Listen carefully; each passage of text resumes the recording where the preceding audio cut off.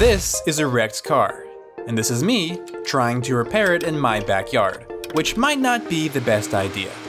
You see, a while back, I found out that you can purchase pretty much any car you want for a fraction of its usual price if you go through an insurance auction. There's only one catch: you have to fix it. This is a really affordable way to buy some of the coolest cars ever made, but I don't have enough money to buy even a wrecked supercar. So we're gonna start off this experiment with something more in my price range. This piece of garbage. But that doesn't mean it's gonna be any less work. Getting this thing back on the road and 100% operational took multiple months. There were so many things wrong with it, and I was all but forced to get creative with some repairs. But I'm getting ahead of myself, because the first step to fixing any wrecked car is finding one to fix. There's a bunch of different insurance auction websites out there, but the one I went with is called Copart. And it didn't take long for me to find this, a 2007 Hyundai Tiburon.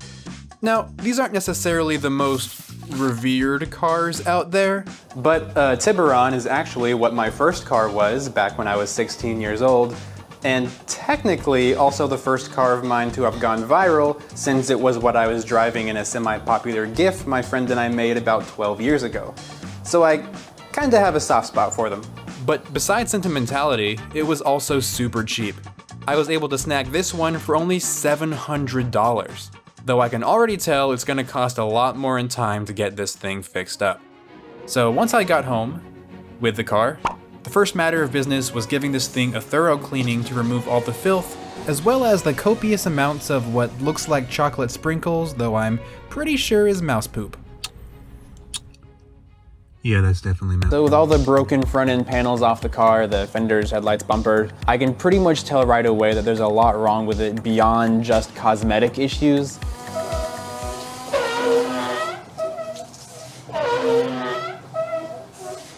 So unfortunately, this is not going to be as simple as just swapping on some new panels. As for the inside, that actually looked pretty good, apart from a few areas. But apparently the wreck wasn't bad enough to trigger the airbags, which is good news for me since I won't have to replace the entire dashboard, and good news for Keith, who probably made it out without a scratch. But enough about how it looks, I want to hear how it sounds.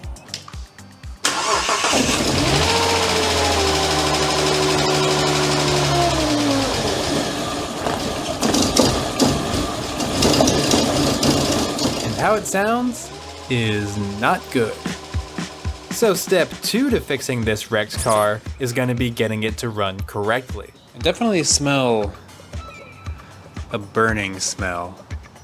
Well, so the first thing to look at is the battery, because car batteries should be around 12.7 volts, but this one was barely even 12. But when the engine's running, they should be even higher at around 13.5 or 14. And that is even lower than before. So that points us to the alternator. The alternator is the component that recharges the battery, that powers the computer, that controls the engine, which is what spins the alternator. So if the alternator fails, then so will literally everything else. That probably explains why the engine was running weird. And that also means I'm gonna have to replace the alternator, which is gonna be a whole lot of fun. And that's because the engineers at Hyundai thought it would be absolutely hilarious to place it in the farthest, deepest corner of the engine bay, where if on the off chance you do somehow manage to finesse a ratchet in there and remove all the hardware and wires holding it on, you're still gonna spend half an hour wiggling it every which way trying to actually pull it from the car, only to realize that it is in fact impossible to do so, unless you, of course, also remove part of the suspension. There we go. Good joke, Hyundai. Very funny. Ooh. Once it was out though and the replacement purchased, installation is the exact same nightmare as before. And while I was here, I also swapped in a new belt and belt tensioner. So theoretically, with all this stuff installed, the car should run perfectly.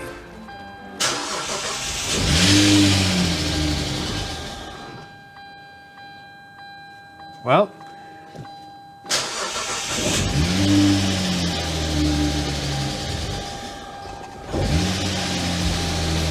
okay, so maybe it took a couple of tries to get it going, but eventually everything kinda just smoothed out. And the battery, Hey! was actually getting charged. But if you're wondering why this thing sounds like a tractor, well, it's kind of a funny story actually. There's no oil in the engine. Or at least nowhere near enough, because the oil that I did manage to drain, I completely spilled everywhere. Fucking fuck.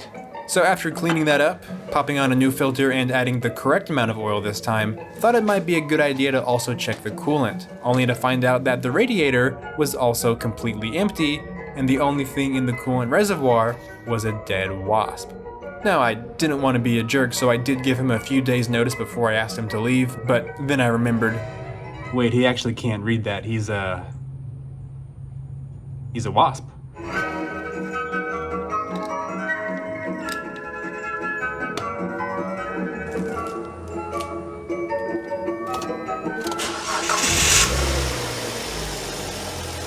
Ooh, yeah, that is a lot smoother than before.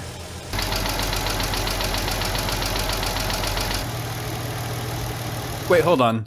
Does that say CCP?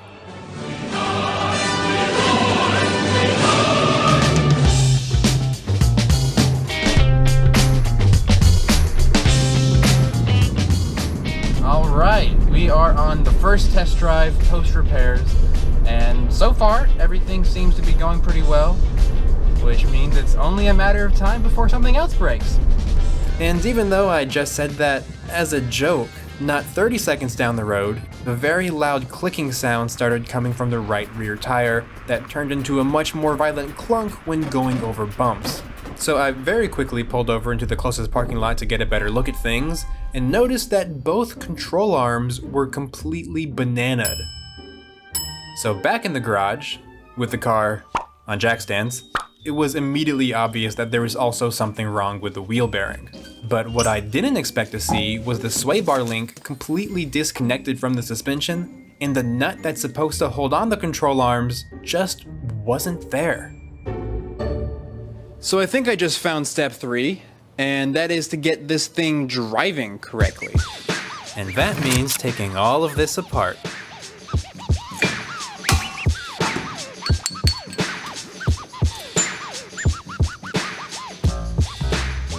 Oh yeah, see these tiny fragments? It might not look that bad, but this bearing is absolutely trash. As for the control arms, removing those isn't quite so straightforward, because the bolt here is actually so long that there's no way I can pull it all the way out unless I either disconnect the entire fuel system and drop the gas tank to create more room, which we don't do around here, or do the alternative and drop the entire subframe assembly. It's a little tedious, but pretty straightforward, and should no way come back to bite me. Now, these control arms might look like complete garbage, and that's because they are, but the rubber bushings inside them are still in great condition. So if I just bend these back straight, they should be perfectly fine. Though I will say, hitting this with a hammer probably isn't the best way to do it. Wait a minute. I've got a hydraulic press. What am I doing? As it turned out, using technology designed specifically to apply literal tons of force was way easier. So this one's good to go, but the other control arm might be a little trickier because of where it's bent. This double-threaded section, if working correctly, is what allows you to lengthen or shorten the arm so that you can fine-tune the angle in which the rear wheel is turned. And that angle is called toe. My arch nemesis. And getting that measurement dialed in just right is critical to both functionality and safety, so it would probably be in my best interest to stop what I'm doing, trash this one, and purchase a replacement control arm, but somehow I was able to get this thing dead straight and still adjusting smoothly. Another win for sketchy ideas. So now with these fixed, the only thing left to do is take a page out of the Korean Mechanophiles book and go to my local Hyundai dealer to get my nut.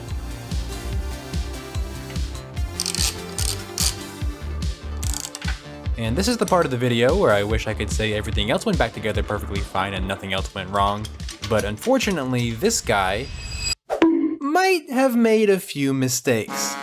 You see, I was having trouble getting these mounting bolts started into the threads because the subframe kept falling down. So I had the bright idea to whip out the biggest impact driver you could ever want to simply buzz them into place, which is like using a sledgehammer to hang up a picture frame. As you might have guessed, I immediately cross-threaded the very first bolt, completely eviscerating half of the threads. So to fix this, I bought an assorted metric tap and die kit to clean them up, which I'm sure would be perfect if it actually included the size I needed. So I bought another set, ran it through the hole a few times, and actually got this looking good again. So this time, I very carefully started all the bolts by hand, buzzed them into place with a much smaller impact driver, and fully torqued these down, along with every other bolt. So finally, this was all good. But the replacement bearing I bought was not. This was very cheap, like 25% the cost of a genuine Hyundai wheel bearing cheap. So with that, combined with the fact that the instructions that came with it misspelled the word axle, I knew the build quality would be questionable, but I didn't anticipate that it would be the wrong size. It's not fully seated. Even with the nut fully tightened down, it was wiggling back and forth. Turns out, it's about 3 millimeters shorter than what it should be. Meaning this washer here, rather than resting on the inner race, is instead sitting against the step on the spindle, leaving the bearing free to bounce around. So $70 later, we have a replacement that actually fits. And so long as I secure this nut in place without punching a hole directly through it, we'll be perfectly fine. So $5 later, we have a brand new spindle nut that I was much more careful with this time.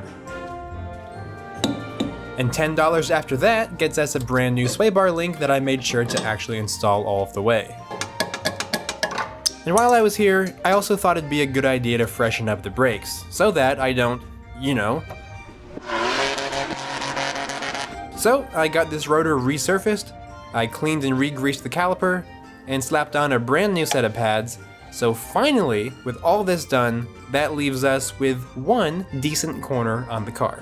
The other side apparently also took a bit of damage, but everything here looks good, and the wheel bearing seems perfectly fine. But since there's almost 120,000 miles on this car, there's a very good chance that that wheel bearing is already dead too. So I completely overhauled this side as well, and that means that as far as driving is concerned, this car should be fully fixed.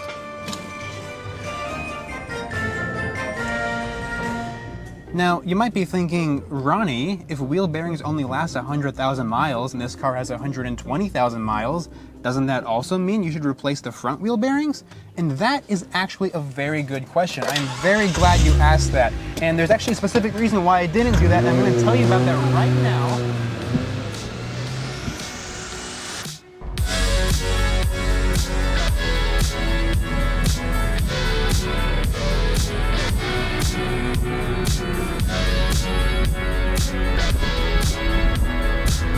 As far as I can tell, this is driving absolutely perfectly. It's smooth, there's no noises, no rattles. It probably use an alignment because the steering wheel wants to go to one side, but this is good. This is really good.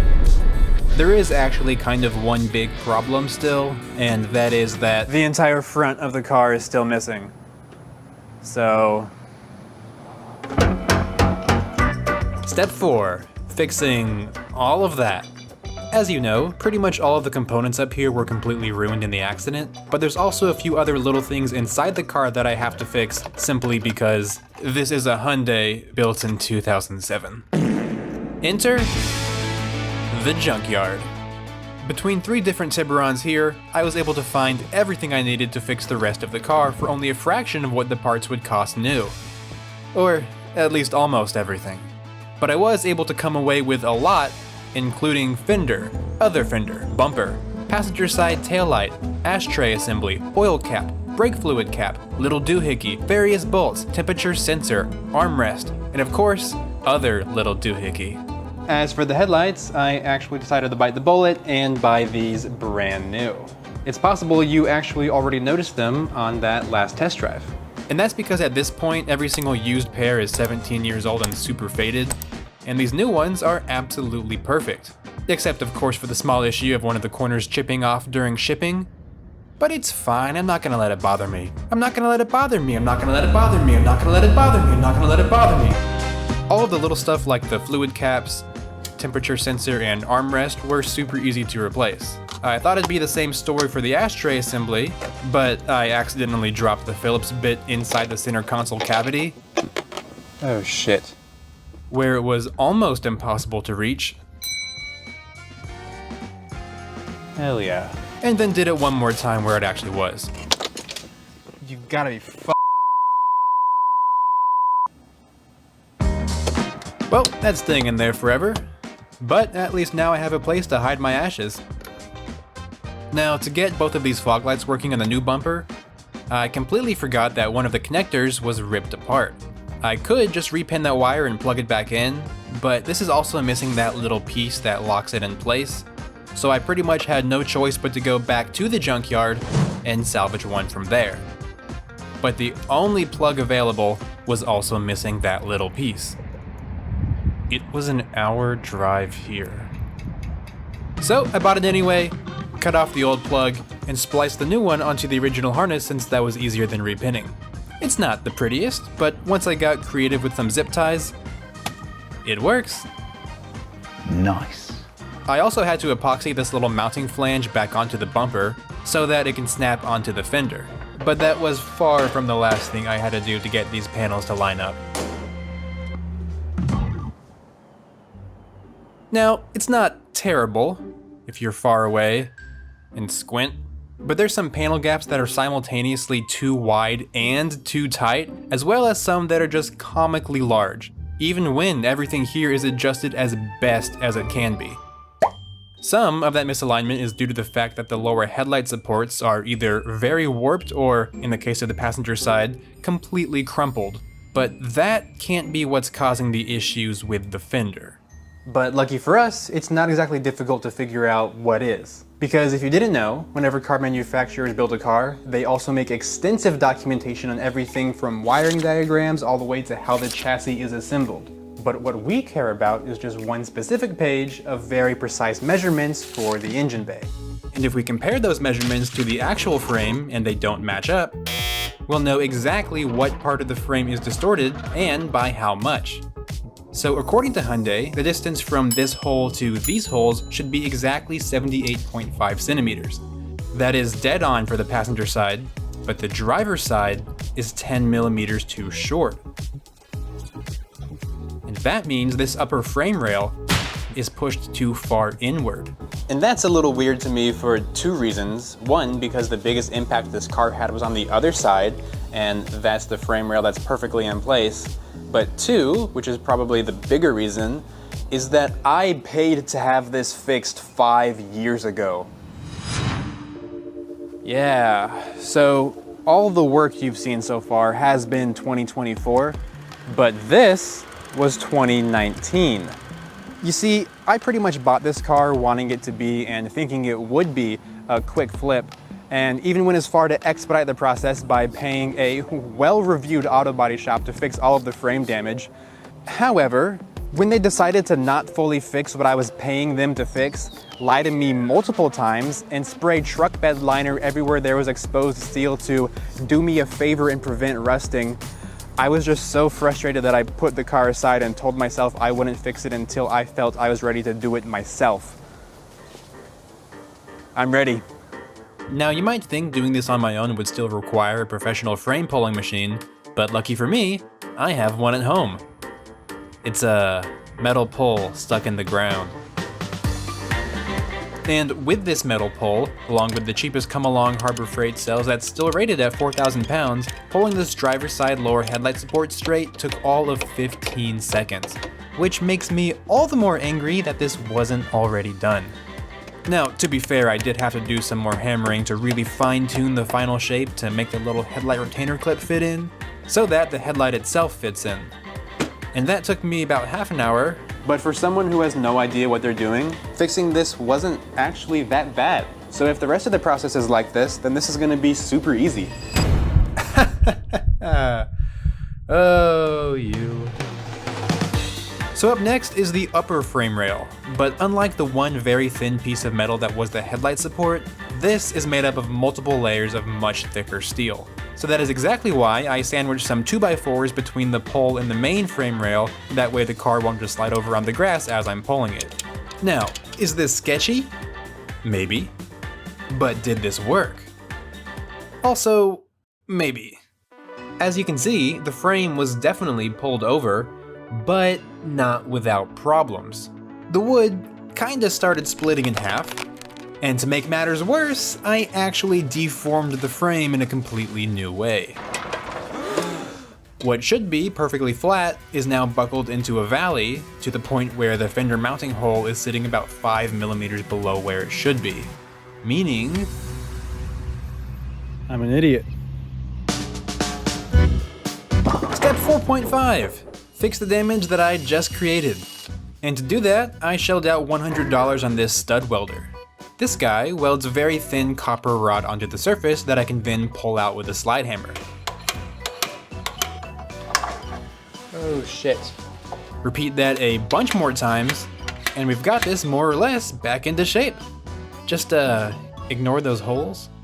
Now, it's not exactly the prettiest repair, but the mounting surface is perfectly flat again. I'm happy with it. But there is still one problem that persists, and that is that I was only able to pull the rail halfway. There's still about 5 more millimeters to go. And that means We have to go back! all right, well, we're back at the pole, but this time I've made a few changes. The wood has been thoroughly reinforced, and I moved the clamp from here to the thicker part here. And theoretically, that should mean absolutely zero warping. But it also means way less leverage. Even though I'm pulling this well beyond where it needs to be, the metal still wants to just spring back to where it was when I let go. So the only logical solution is to softly tap this with a hammer to relax the metal into shape.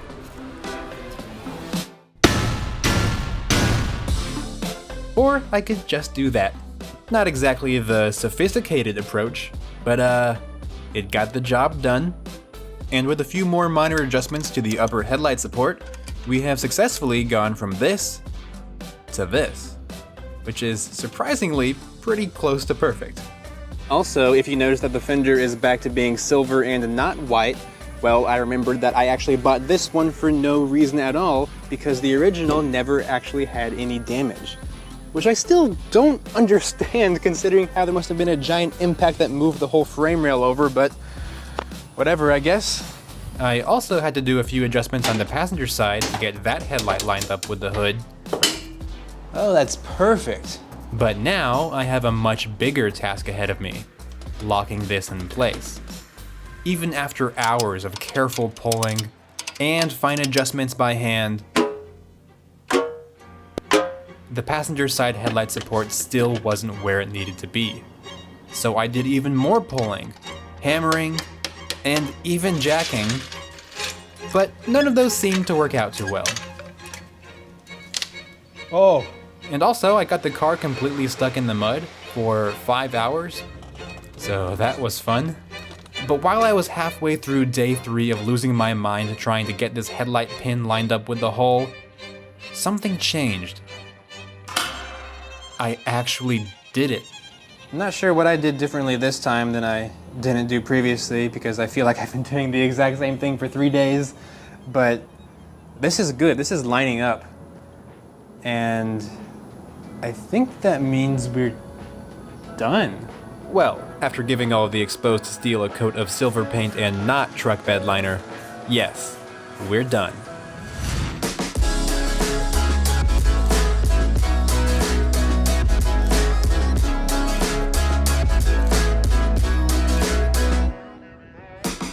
Now, obviously this is still a mishmash of colors, and there are some cosmetic scrapes still there, but as far as damage that prevents this car from being a car, this is fully repaired.